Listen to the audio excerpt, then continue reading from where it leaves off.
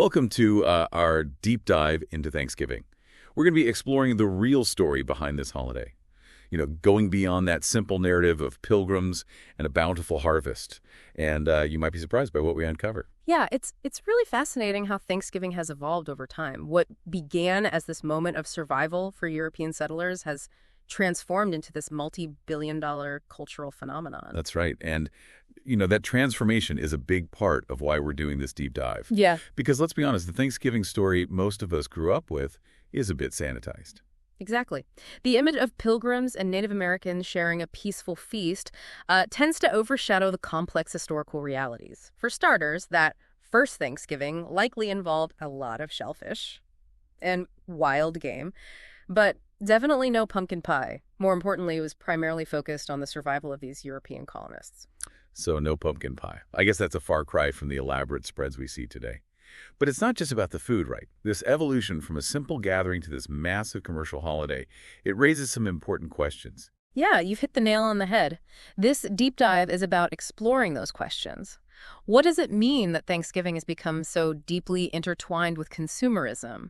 How does this modern celebration reflect or perhaps even distort the historical events that it's supposed to commemorate? I think we all have this image in our minds of the first Thanksgiving. But if we look closer, it becomes clear that the historical reality is far more nuanced. What happened to the Wampanoag people, the Native American tribe that is often portrayed as friendly guests at that first Thanksgiving?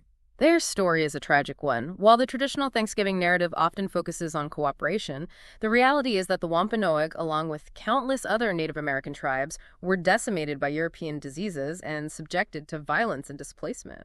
It's hard to reconcile that harsh truth with the heartwarming story we're often told. Exactly. And it's not about dismissing the holiday altogether. It's about understanding it in its full complexity, acknowledging those difficult truths alongside the celebratory aspects. One of those difficult truths is the impact of the modern Thanksgiving on the environment. We talked about how the holidays become a billion-dollar industry, but what does that mean for the planet and for us as individual consumers? It's a critical question. The modern Thanksgiving, with its emphasis on abundance and consumption, has a significant environmental footprint. Think about it. Millions of turkeys are raised in factory farms, which contribute to deforestation, greenhouse gas emissions, and water pollution. And that's just one aspect of the environmental cost. It's almost like our Thanksgiving traditions are at odds with the very concept of gratitude for the earth and its bounty. That's a powerful observation, and it raises an important point. If we're truly grateful for the food on our table, shouldn't we be concerned about where it comes from and how its production impacts the planet? That turkey we often consider the centerpiece of the meal. How does its journey from farm to table connect to larger issues like climate change? So we've established that the way we raise turkeys for Thanksgiving has some serious consequences. What exactly are those factory farm conditions like? Imagine thousands of turkeys crammed together in small, enclosed spaces. They lack the ability to engage in their natural behaviors and are often kept in unsanitary conditions. This intensive farming method relies heavily on antibiotics to prevent the spread of disease, which contributes to the growing problem of antibiotic resistance. And the environmental impact goes beyond the farms themselves. How so? Well, think about the resources required to raise millions of turkeys, the land needed to grow their feed, the energy used to transport them, and the waste they produce. All of these factors contribute to a significant carbon footprint, which directly impacts climate change. That's eye-opening. I never really connected the dots between my Thanksgiving turkey and the larger issue of climate change. It's a connection many people don't make. But once you see it, it's hard to ignore. It challenges us to rethink our food choices and consider the environmental impact of our Thanksgiving celebrations. Okay, so we've unpacked some of the heavier aspects of Thanksgiving. Now, I know you have a knack for digging up surprising facts. Before we move on, I'm curious, what's one Thanksgiving-related fact that most people probably don't know? Well, most people associate Benjamin Franklin with advocating for the wild turkey as the national bird. And while he did admire the turkey's courage and vigilance, there's more to the story. I'm all ears. Tell me more. Franklin actually preferred the turkey over the bald eagle because he saw it as a more respectable bird. In a letter to his daughter, he even criticized the eagle as a bird of bad moral character for stealing fish from other birds. That's incredible. I had no idea. It seems like there's always more to learn about this holiday, even down to the symbolism of the turkey. But speaking of turkeys, you mentioned earlier that the way they're raised for mass consumption has some pretty shocking implications. It really does. Due to selective breeding and genetic modification, most turkeys raised for Thanksgiving can no longer mate naturally. They've been engineered to grow so large and so quickly that it's physically impossible for them to reproduce without artificial insemination. Wow, that's a pretty stark example of how we've altered these animals to fit our consumption patterns. It really highlights the disconnect between the idealized image of Thanksgiving and the realities of industrial food production. So we've discussed the historical complexities of Thanksgiving, the environmental impact of our modern celebrations, and even the surprising science behind the turkey on our table. But let's shift gears a bit and talk about what this all means for our listeners. It's one thing to learn about these issues, but how can we actually apply this knowledge to our own Thanksgiving traditions? That's the crucial question. It's not enough to simply acknowledge these complexities. We need to find ways to celebrate Thanksgiving in a way that aligns with our values. So how do we bridge that gap between awareness and action?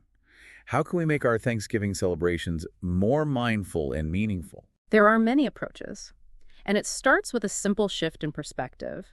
Instead of focusing solely on the feast and the traditions, we can use Thanksgiving as an opportunity to reflect on the true meaning of gratitude.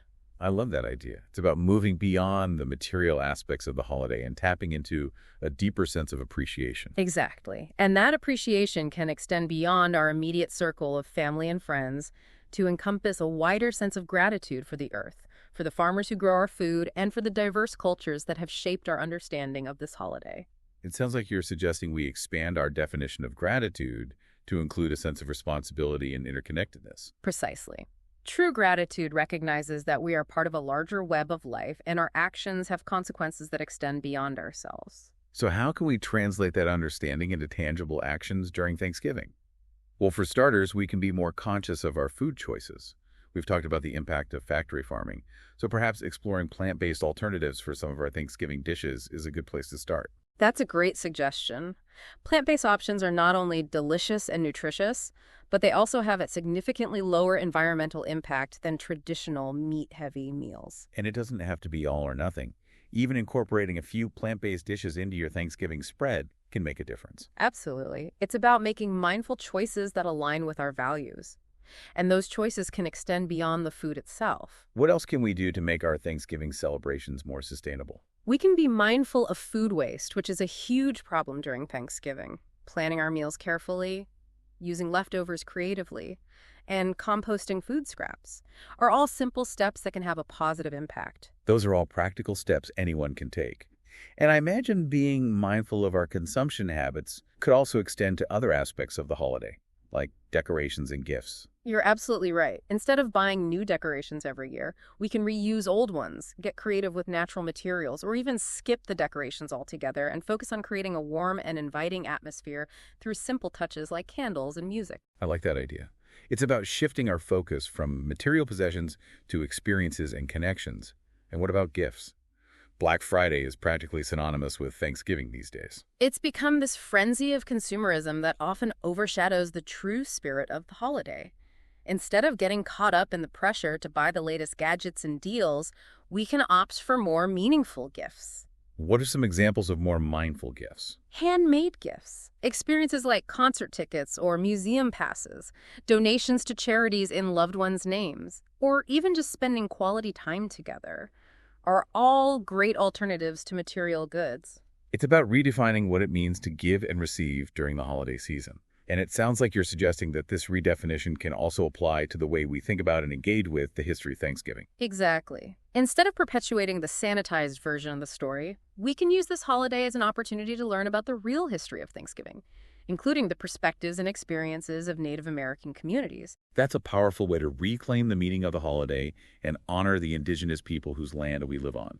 We can read books and articles written by Native American authors, watch documentaries that tell their stories, or even visit local museums and cultural centers to learn about the history and traditions of the tribes in our area. It's about turning Thanksgiving into a learning experience, a chance to broaden our understanding of the holiday and its complex legacy. It's about moving beyond the myths and embracing a more complete and honest narrative. So we've talked about rethinking our food choices, being mindful of consumption, and engaging with the true history of Thanksgiving. What are some other concrete actions our listeners can take to make their celebrations more meaningful? One powerful way to shift the focus from consumption to gratitude is to incorporate a gratitude ritual into your Thanksgiving gathering. I'm intrigued. Tell me more about this gratitude ritual. What does that look like? It can be as simple as having everyone share what they're grateful for, either verbally or by writing it down and placing it in a gratitude jar. That's a beautiful idea. It creates space for reflection and appreciation. You could also incorporate a land acknowledgement into your celebration. A land acknowledgement. What is that? It's a formal statement that recognizes the indigenous peoples who were the original stewards of the land where we now live and celebrate Thanksgiving. That's a powerful way to honor the history of the land and its original inhabitants. It's a simple but meaningful gesture that acknowledges the ongoing presence and resilience of indigenous communities.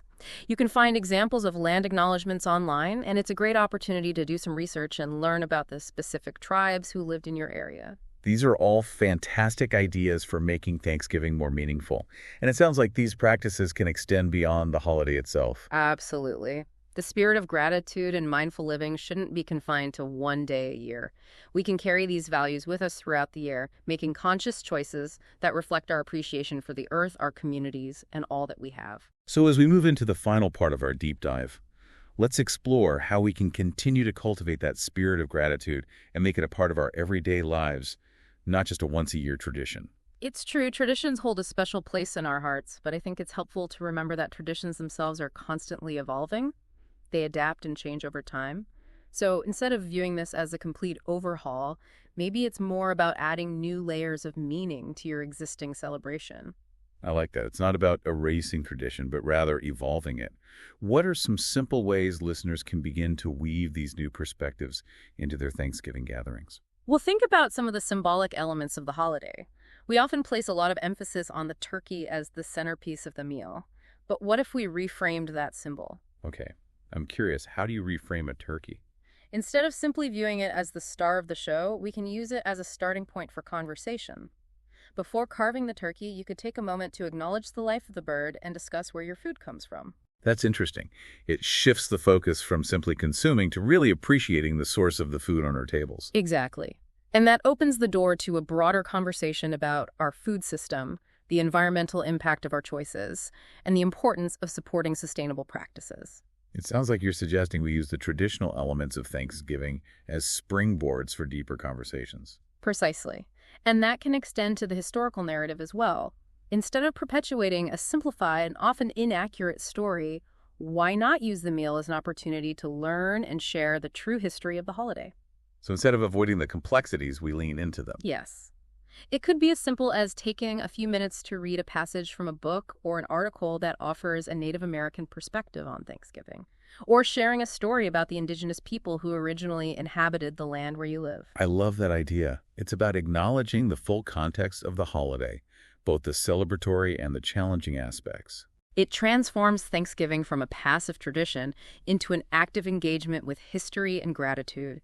And it's a powerful way to honor the indigenous communities who have been so often marginalized in the Thanksgiving narrative. Now, I know we've covered some weighty topics, but I don't want our listeners to feel like they have to turn Thanksgiving into a somber history lesson. It's also a time for joy, connection, and celebration.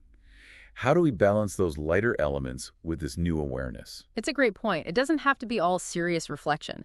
There are plenty of ways to make Thanksgiving fun and engaging while still being mindful. So give us some examples. What are some fun, gratitude-focused activities we can do with our families and friends? One simple but powerful activity is to create a gratitude jar.